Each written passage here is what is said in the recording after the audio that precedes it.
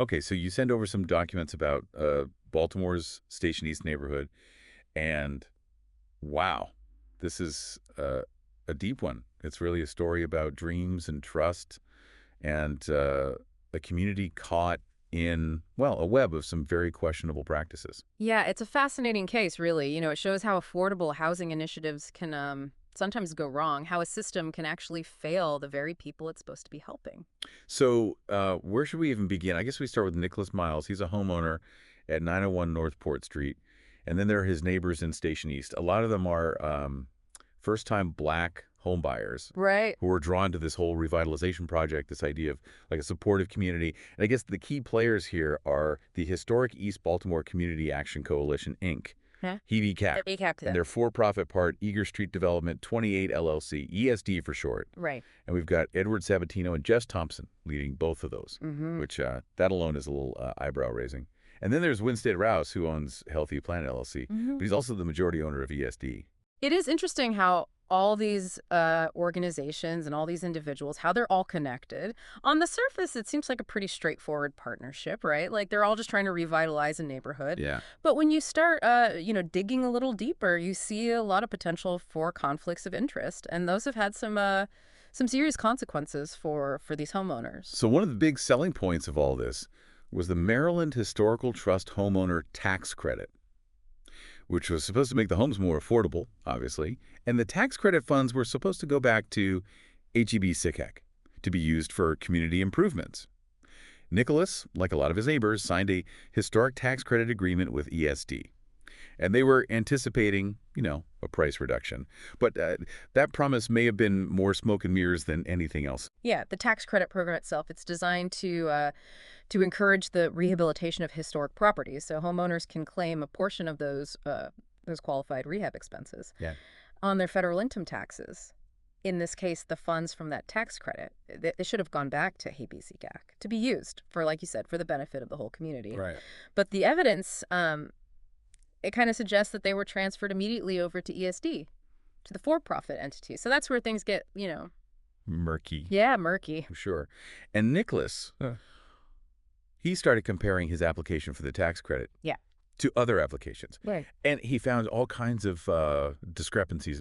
Like, for instance, there was a charge on his application Yeah. for basement entrance and exit way, but his house doesn't even have one. And there's more. Like they listed the appliance costs way higher than what the receipts from Home Depot actually show. And when you compare the construction costs they reported to the city permits, I mean, there are huge differences. It seems like they had this system in place, this pattern of, inflating the expenses on all these applications. And this wasn't just like a couple $100 here and there. We're talking potentially tens of thousands of dollars in inflated expenses per house. And remember, more than 40 applications were filed with MHT using basically the same process.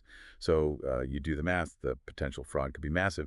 But the real kicker is that residents were told their tax credit funds would be used to improve the neighborhood. But they haven't seen any significant improvements, I mean, except for stuff that was already funded by separate community grants. Right. So where'd all that money actually go? Yeah. And was it actually used for what it was supposed to be used for? It's a pretty classic case of, potential self-dealing, where people or organizations are using their position for personal gain instead of actually, doing what they're supposed to be doing and serving the community. So we've got homeowners who were promised a discount they never got, tax credit funds that seem to have vanished, Yeah. and no sign of these community improvements they were promised. But unfortunately, that's not even the worst of it. These documents you sent, they reveal something else. Undisclosed liens on all these properties? Yeah, there are loans from Healthy Planet LLC, Yeah. which is owned by, Winstead Rouse, and there's the reinvestment fund. And all these loans, they were secured by those Station East homes, and none of that was ever disclosed during the settlement process. So these homeowners, many of them first-time home buyers, they got into these agreements without even knowing about all the financial obligations tied to their homes. So they basically ended up with clouded titles, Yeah. which is a huge problem. It is. It's like buying a car. Yeah. And then later, you find out there's this secret loan against it that you're now responsible for. And then you can't help but wonder, like, what was Residential Title doing this whole time? They were the company that most of the homeowners used, and they seem to have been involved in administering these liens. Which just makes things even more complicated and raises a lot more questions about, who knew what and when. This just shows how vulnerable first-time home buyers really are. They're trying to navigate this really complex system, often without good legal advice. And they're putting their trust in these professionals who might not have their best interests in mind. And in this case, it seems like the homeowners, they were kept in the dark about all these lands on purpose. And that could have a devastating impact on them down the line. Like if they want to sell their homes or refinance, it's heartbreaking, to see these families who were so excited to buy these homes, to invest in their community. And now they're facing all these problems that they never could have imagined. But on top of the financial deception and this threat of leaves, they're also dealing with some really, really shoddy construction. Remember, these homes were supposed to be high quality, like engineered for energy efficiency and comfort. But the reality is a far cry from all those, glossy brochures. Yeah, this is where you really see the human cost of all of this potential wrongdoing. I mean, residents started reporting all these major issues almost immediately, like leaking basements, roof leaks, mold, plumbing problems, you name it. And just to give you an idea, the estimated repair costs for just 5 of these homes are about $470,000. Oh, wow. And just imagine how frustrating it must have been trying to get all those issues resolved through their 1-year home warranty. And that's where Edgemont Builders comes in. They were the contractors in charge of all the construction. And, well, Edward Sabatino allegedly told them to stop all warranty work on any of the homes belonging to residents who wouldn't give up their tax credit funds. And even when they did actually do repairs, the quality was really bad. Residents were basically told that everything was, just builder grade. It seems like they were really trying to silence anyone who was, raising concerns and avoid taking responsibility for the poor construction, denying them warranty work. That's a pretty serious breach of contract, and it really shows the lack of accountability throughout this whole situation. And sadly, this is only the beginning. When residents tried to get HEBCAC to actually, address these issues, they were met with this very inconsistent response. And that's a whole other part of this story. That's just as disheartening. So, there were attempts to resolve all this Yeah, there were some attempts at mediation.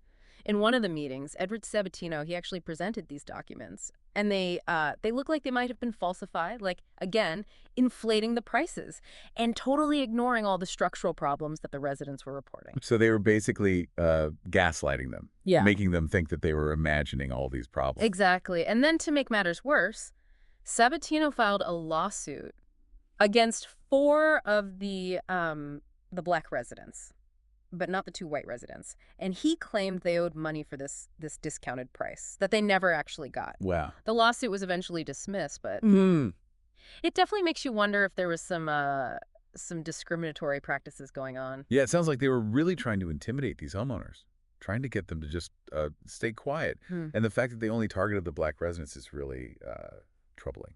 It's hard to ignore that pattern, They marketed the project mostly to black residents, and then those residents were the ones who were sold these homes with all these defects, and then only the black residents got sued, while the white residents didn't really seem to face any of those same challenges. And then there was that incident with the owner of Edgemont Builders. He allegedly verbally attacked and threatened a black resident. It's a reminder that racial bias can still be a problem, even in programs that are supposed to be helping people. Like with affordable housing. Absolutely. I mean, all these incidents put together, they point to a potential violation of the Fair Housing Act, which prohibits, discrimination based on race when it comes to housing. So what happened to that lawsuit? And did HEBCAC ever, take responsibility for any of this? So the lawsuit against the black residents was dropped. But when the residents tried to get HEBCAC to address the issues with their homes, they got a very inconsistent response. At first, the HEBCAC board said they would cover the repairs. And they said residents could choose their own contractors. Okay. But then they changed their minds and said that actually ESD was responsible, not them. So they're just passing the buck. Yeah, it definitely seems like they were trying to avoid any accountability. And it makes you wonder if these organizations were ever really committed to serving the community in the first place. You mentioned earlier how vulnerable first-time home buyers are, especially when it comes to something as complicated as, real estate. But it feels like this is bigger than that.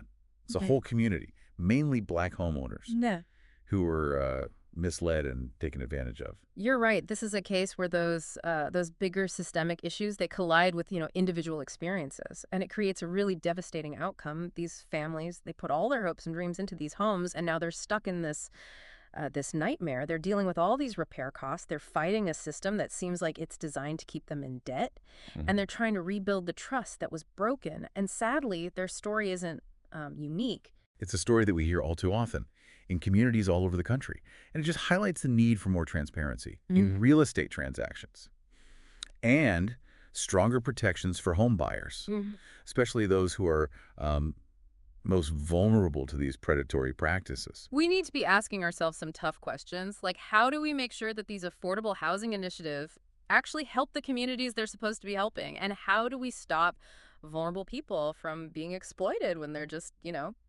trying to become homeowners? It's about more than just the houses themselves. It's about people's lives and their hopes for the future. This whole deep dive has uncovered so much, like potential financial misconduct, questionable ethics, and maybe even racial discrimination. It really shows how important investigative journalism is and how important accountability is. I mean, if it wasn't for people like Nicholas Miles, who are willing to, speak up, these problems would probably just stay hidden. It takes a lot of courage to stand up like that, to stand up to powerful institutions like HEBCAC.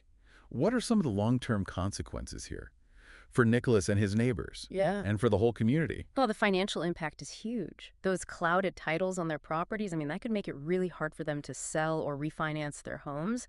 And they're looking at potentially hundreds of thousands of dollars in repairs, and a lot of them are already struggling to make ends meet. It's awful. And it feels like such a betrayal. They were promised these affordable homes and this brighter future, and instead they're stuck with all this debt and stress, and they don't know what's going to happen. But it's not just about the money, is it? No, not at all. The emotional toll is huge. Just imagine the stress of, dealing with these constant repairs and being afraid of losing your home, feeling like you're trapped in this system that doesn't care about you. It has a real impact on their mental health. Wow. And their well-being, and it makes them lose trust in these community institutions. When the people who are supposed to be helping you are the ones hurting you, that's really hard to deal with. Yeah, it makes you feel like you can't trust anyone.